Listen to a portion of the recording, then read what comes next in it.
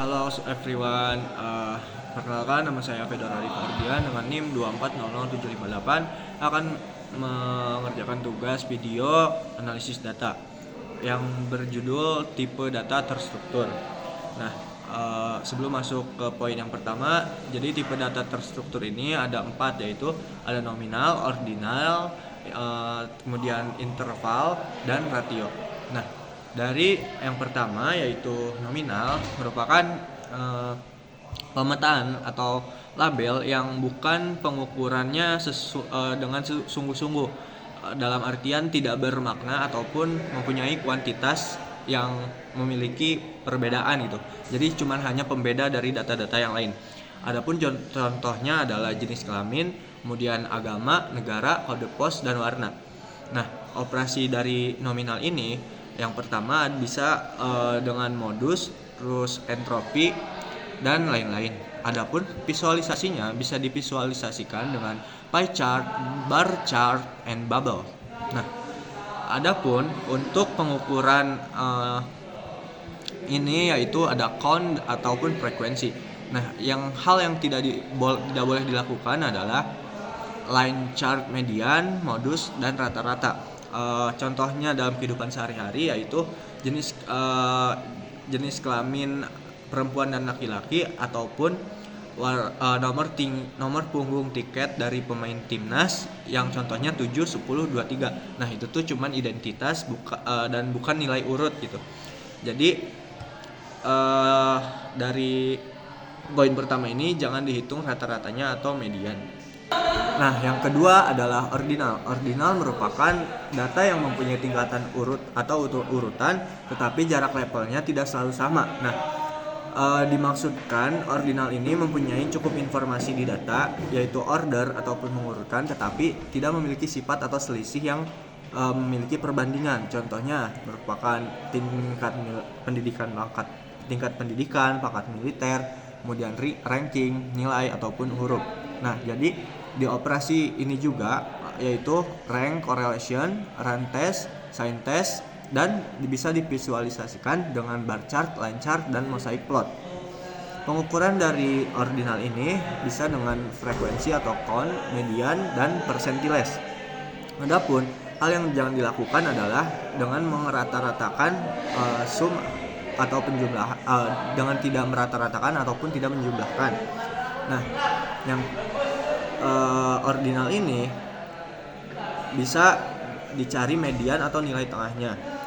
Kemudian interval ini memiliki data yang memiliki nol mutlak ataupun memiliki sifat selisih yang kurang lebih nol mutlaknya itu yang tidak memiliki perbandingan gitu. Jadi contohnya adalah si IQ, EQ, SQ ataupun nilai TOEFL yang biasanya jumlah atau angkanya itu ada perbandingan dari nilai titiknya gitu. Kemudian contoh lainnya adalah suhu derajat itu dimaksudkan seperti jika suhunya 0 derajat maka itu bukan benar-benar 0 ataupun tidak ada, tetapi suhu itu ya 0 gitu, bernilai angka 0 mutlak. Nah, dari operasi ini juga bisa dioperasikan dengan ANOVA, regresi, uji T, dan korelasi Pearson. Adapun bisa divisualisasikan dengan cara bar chart dan line chart. Nah, pengukuran data ini bisa dilakukan dengan variance atau STD deviasi, median, percentiles, dan percentiles frequency distribution. Nah, hal yang jangan dilakukan adalah mode ratio, scale of variation, and pie chart. Kemudian yang terakhir yaitu ratio.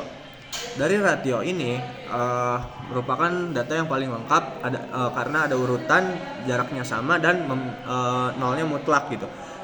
Dimaksudkan bagaimana? Dimaksudkan data yang memiliki angka yang benar-benar punya nol mutlak. Jadi kalau nol berarti beneran gak ada gitu. Maksudnya gimana? Bahwasanya dicontohkan dalam kehidupan sehari-hari yaitu ada berat atau tinggi badan, kemudian pendapatan atau gaji, ataupun suhu atau Kelvin. Nah, contohnya Data angka yang benar-benar mutlak ini dalam berat badan yaitu 0 kg, berarti artinya 0 itu benar-benar tidak ada ataupun beratnya 0. Nah, selain itu tinggi badan dan umur gaji juga, kalau 0 berarti nilainya itu benar-benar 0. Kemudian